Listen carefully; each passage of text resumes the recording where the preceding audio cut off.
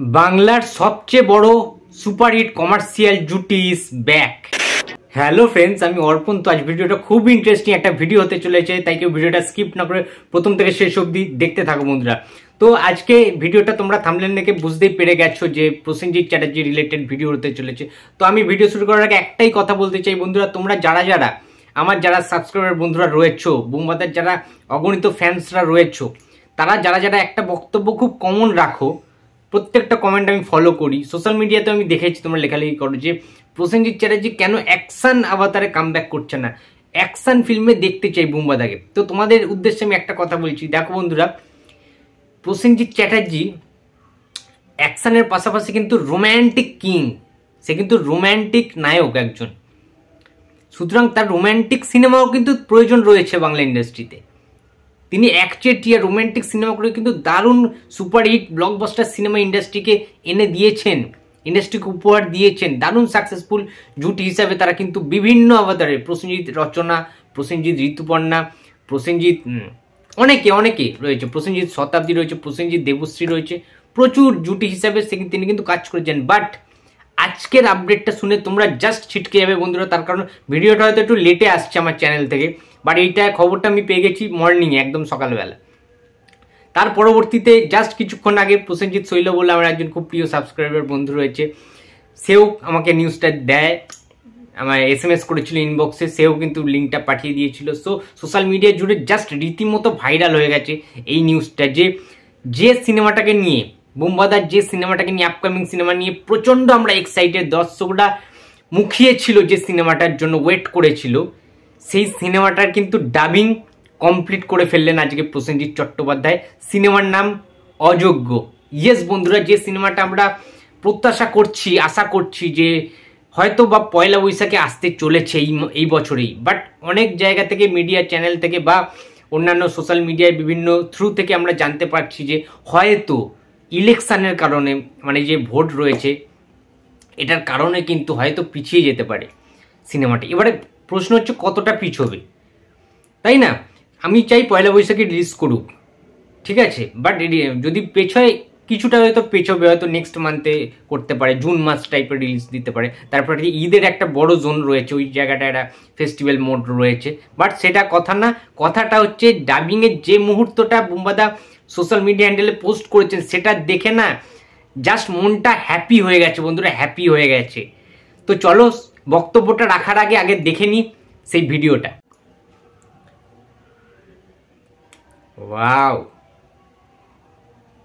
বন্ধুরা, তোমরা দেখছো জাস্ট, মানে মানুষটা এই বয়সেও এনার্জি কি লেভেলের, ঠিক আছে। দাড়ি গোপটা বিয়ার এইরকম আছে, তার কারণ হচ্ছে তোমরা সবাই জানো যে দেবী চৌধুরানীর শুটিং কামিং সুন, খুব তাড়াতাড়ি, খুব শীঘ্রই, কাল পরশুর মধ্যে স্টার্ট।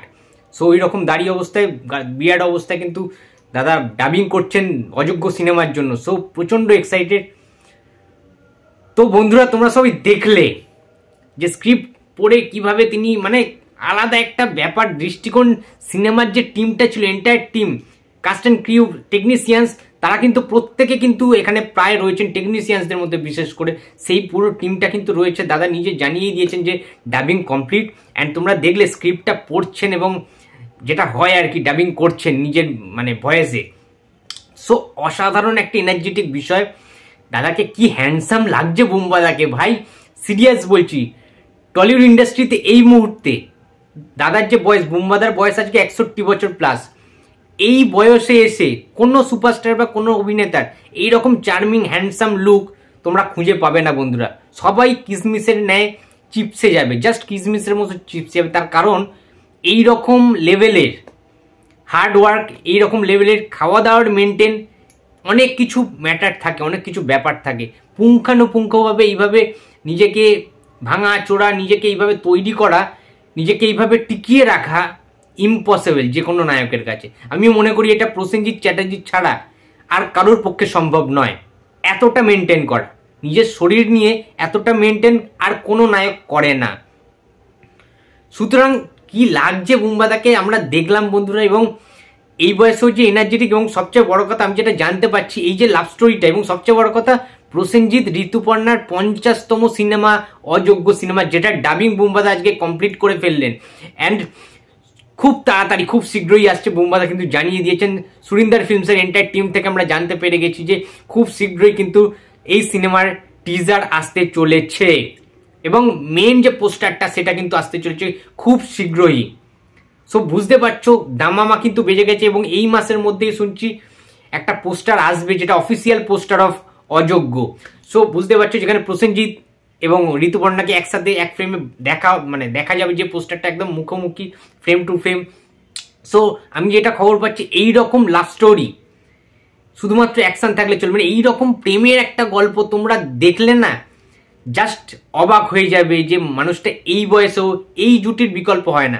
প্রসেনজিৎ ঋতুপর্ণার জুটির বিকল্প কোনোদিন হতে পারে না।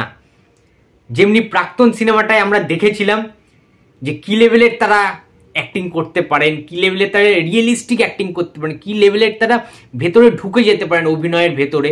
এবং প্রত্যেকটা মানুষের প্রসেনজিৎ ঋতুপর্ণার ফ্যান্স শুধুমাত্র ইন্ডিয়াতে না, শুধুমাত্র পশ্চিমবাংলায় না, শুধুমাত্র কলকাতায় না, সারা ওয়ার্ল্ড ওয়াইড রয়েছে প্রসেনজিৎ ঋতুপর্ণার ফ্যান্স, অগণিত অজস্র ফ্যান্স যারা প্রসেনজিৎ ঋতুপর্ণাকে এত বছর ধরে ভালোবেসে এসেছেন, সাদরে গ্রহণ করে এসেছেন। সেটা প্রাক্তন হতে পারে, নাগপঞ্চমী হতে পারে, শ্বশুরবাড়ি জিন্দাবাদ হতে পারে, আঘাত হতে পারে, কিংবা অযোগ্য সিনেমা হতে পারে। যে কোনো সিনেমায় প্রসেনজিৎ ঋতুপর্ণা একসাথে বড় পর্দায় ফেরা মানে চমক, ব্লাস্টিং কিছু, অ্যান্ড কাঁপিয়ে দেবে, দাপিয়ে দেবে, জাস্ট ছাড়খাড় করে দেবে, সমস্ত মানুষের মন জয় করে নেবে প্রসেনজিৎ ঋতুপর্ণার এই জুটি অযোগ্য। বন্ধুরা তোমরা কতটা এক্সাইটেড? ডাবিং তো বুম্বাদার কমপ্লিট, তোমাদের কি মনে হচ্ছে এই সিনেমাটা নিয়ে? আমি তো ভীষণ রকম এক্সাইটেড, তার কারণ অ্যাকশানের থেকেও এই মুহূর্তে যেটা প্রয়োজন, বুম্বাদার অনেক দিন রোম্যান্টিক কোনো সিনেমা দেখিনি, প্রেমের কোনো মুভমেন্ট দেখিনি, তো সেটা দেখার জন্য। এবং যখন প্রসেনজিতের সাথে ঋতুপর্ণা আসতে চলেছে, সো ভাই আর আমি পাচ্ছি না এক্সাইটমেন্ট ধরে রাখতে। তো এই ছিল আজকে আমার ভিডিও। তো ভিডিওটা যদি ভালো লাগে তো লাইক, কমেন্ট অ্যান্ড শেয়ার করতে ভুলো না। যদি চ্যানেলে নতুন হয়ে থাকো তো প্লিজ সাবস্ক্রাইব করে দিও। তো দেখা হচ্ছে আবার পরের ভিডিওতে। তো টাটা।